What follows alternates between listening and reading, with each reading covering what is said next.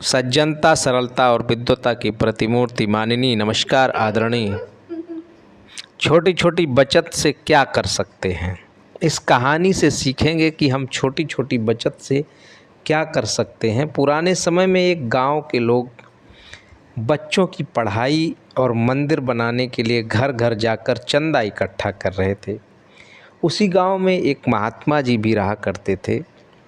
महात्मा जी के प्रवचन सुनने के लिए बहुत से लोग पहुंचते थे और कुछ ना कुछ दान वहां देकर आते थे। महात्मा जी के भक्तों की संख्या बहुत अधिक थी और जो भी वहां सुनने जाता था वो धन या अनाज का दान देकर ही आता था। इस वजह से उनके पास काफ़ी धन जमा हो गया था। ये बात गांव के सभी लोग लगभग जानते थे कि चंदा मांग मांग कर उनके पास बहुत धन इकट्ठा हो गया है जो उनको दान में मिला है।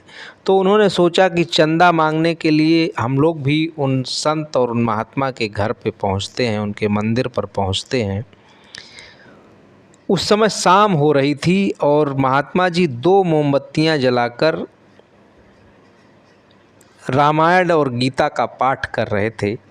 जैसे ही उन्होंने लोगों को देखा, उन्होंने एक मोमबत्ती बुझा दी। ये देखकर गांव के लोगों ने आपस में बातचीत की और कहा कि संत तो बहुत कंजूस हैं, ये चंदे में हम लोगों को कुछ नहीं देंगे।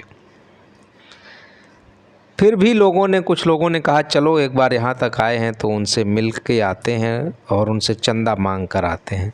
लोगों ने संत को बताया कि वे गांव के लोगों की भलाई के लिए चंदा इकट्ठा कर रहे हैं। गांव में बच्चों की पढ़ाई और मंदिर की व्यवस्था नहीं है, हम लोग उसको बनवाना चाहते हैं। संत ने अपने पास से बहुत सारा धन और अनाज उनको दान में दे दिया।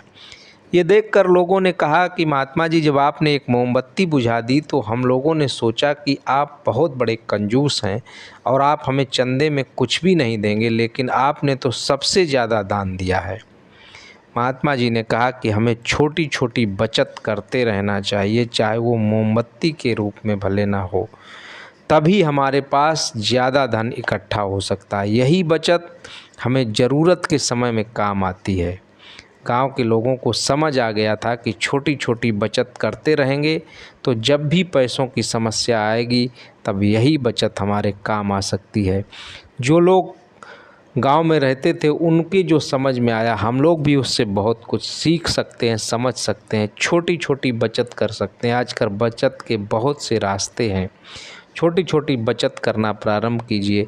ये आपके जीवन में जब कोई बड़ी समस्या आएगी या जब कभी पैसों की समस्या आएगी तो यही बचत आपको उस समस्या से बाहर निकाल सकती है। यह जीवन अनमोल है और महत्वपूर्ण बात, ये जीवन सिर्फ एक है। Thank you.